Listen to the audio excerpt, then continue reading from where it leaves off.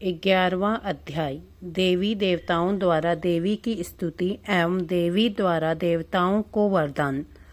ओम ऋषि बोले, दैत्यराज शुंभ के मारे जाने पर इंद्रादि देवता अग्नि की ओर आगे करके कात्यायनी देवी की स्तुति करने लगे। उस समय अभीष्ट की प्राप्ति के कारण उनके मुख खिले हुए थे। देवता बोले, हे शरणागतों के दुख हरने वाली देवी, तुम प्रसन्न हो जाओ। विश्वेश्वरी, तुम विश्व की रक्षा करो, क्योंकि तुम इस चर अचर विश्व की अधीश्वरी हो।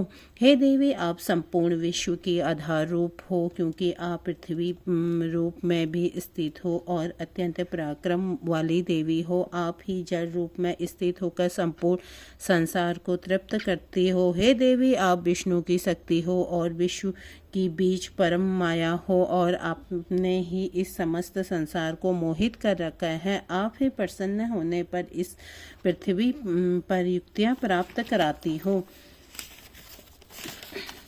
हे देवी, संपूर्ण विद्या में आप ही भिन्न भिन्न स्वरूप हो। इस संसार में जितनी महिलाएं हैं वे सब आपकी ही मूर्तियां हैं। एकमात्र आप में ही इस संसार को व्याप्त कर रखा है। आपकी स्तुति किस प्रकार हो सकती है? आप तो सत्वन करने योग्य पदार्थों से परे एवं परावाणी हो। आप परम बुद्धि रूप हो और संपूर्ण प्राणी रूप स्वर्ग और मुक्ति देने वाली हो। अतः इसी रूप में आपकी स्तुति की गई है। आपकी स्तुति के लिए इससे बढ़कर और क्या मुक्ति माँ हो सकती है? संपूर्ण जनों के हृदय में बुद्धि रूप होकर निवास करने वाली, स्वर्ग तथा मोक्ष प्रदान करने वाली नारायणी देवी, आपको नमस्कार है। कला काष्ठ आदि रूप से अवस्थाओं को परिवर्तन की ओर ले जाने वाली तथा प्राणियों का अंत करने वाली नारायणी, तुमको नमस्कार है।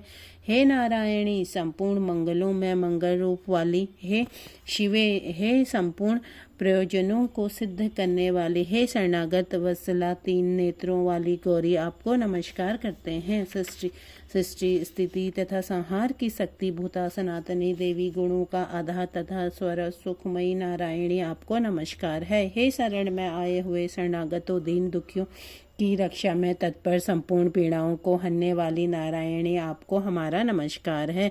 हे नारायणी, आप ब्रह्माणी का रूप धारण करके हंसों से जुते हुए विमान पर बैठती हो तथा कुश से अभिमंत्रित जल छिड़कती रहती हो, आपको नमस्कार है।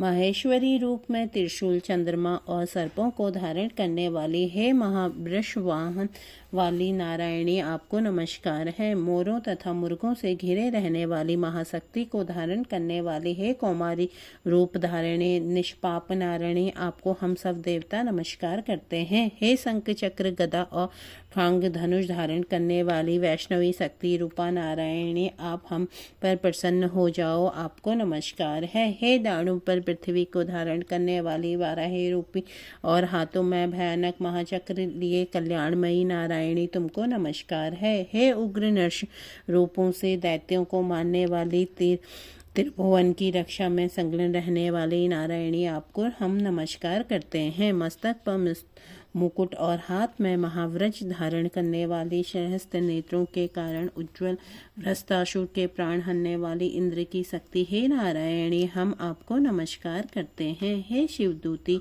स्वरूप से दैत्यों के महामत को नष्ट करने वाली, हे भयंकर रूप वाली, हे महाशब्द करने वाली, हे नारायणी, हम आपको नमस्कार करते हैं। दाढ़ों के कारण विकराप मुख वाली, मुंडमाला से विभूषित मुंड मंडनी चामुंडा रूपा नारायणी, आपको हम नमस्कार करते हैं। हे देवी लज्जा, महाविद्या, श्रद्धा, पुष्टि, स्वाहा, ध्रुवा, महारात्रि तथा महाविद्या रूपा नारायणी, आपको हम सब नमस्कार करते हैं।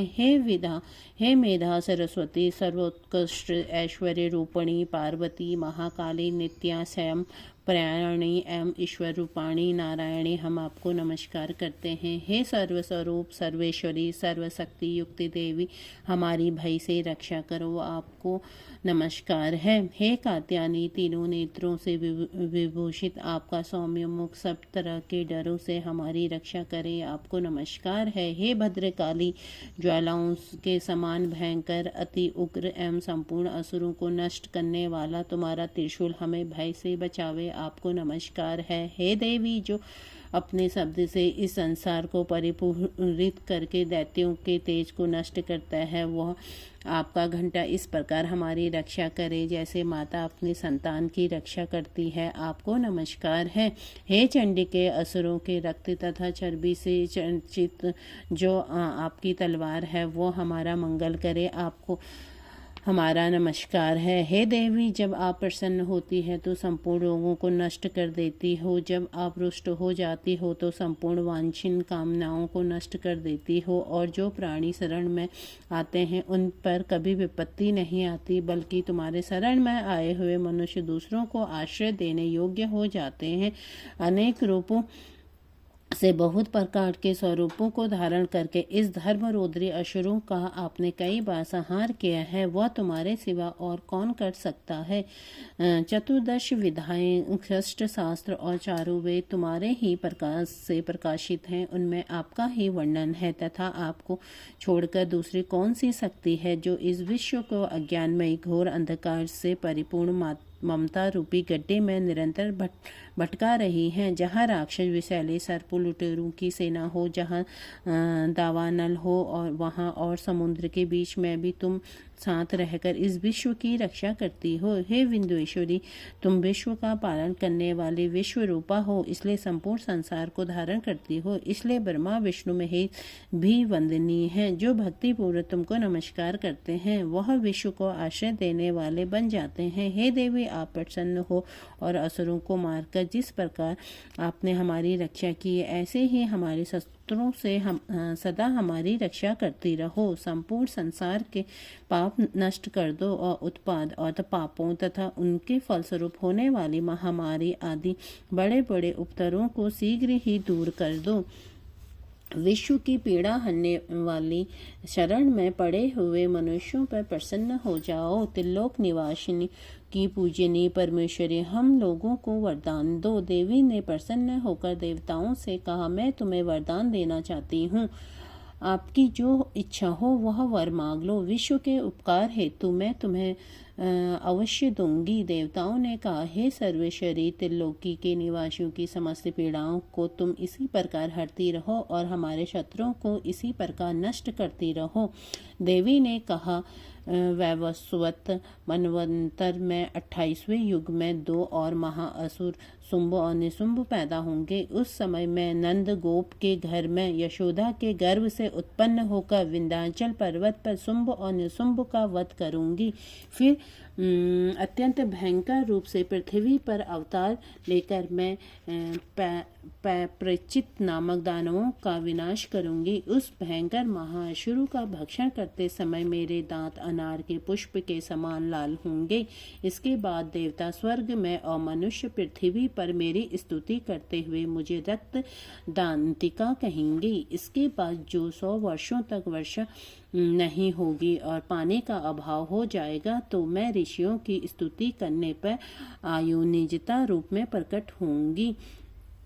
तब अपने 100 नेत्रों से ऋषियों की ओर देखूंगी। तब मनुष्य शताक्षी नाम से मेरा कीर्तन करेंगे। उसी समय मैं अपने शरीर से उत्पन्न हुए प्राणों की रक्षा करने वाले शाकों द्वारा सब प्राणियों का पालन करूंगी, और जब तक वर्षा नहीं होगी तब तक वे शाक ही सबके प्राणों की रक्षा करेंगे। तब इस पृथ्वी पर शाकुंभरी के नाम से विख्यात हो जाऊंगी, और इसी अवतार में मैं दुर्गम नामक महाअसुर का वध करूंगी। दुर्गम का वध करने के कारण मेरा नाम दुर्गा देवी प्रसिद्ध होगा। फिर भी भयानक रूप से धारण कर हिमालय निवासी ऋषियों महर्षियों की रक्षा करूंगी। उस समय मैं असुरों का भक्षण करूंगी।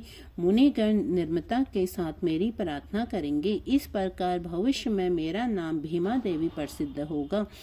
जिस समय अरुण नामक असुर त्रिलोक में भयंकर उपद्रव करेगा, उस समय मैं अशंभ भैरव का रूप धारण कर त्रिलोकी के हित के लिए महाअसुर अरुण का वध करूंगी। तब संसार में मेरा नाम भामरी प्रसिद्ध होगा। इस प्रकार जब जब विश्व में दानवों का उत्पाद बढ़ेगा, मैं उस समय अवतार लेकर असुरों का संहार करूंगी।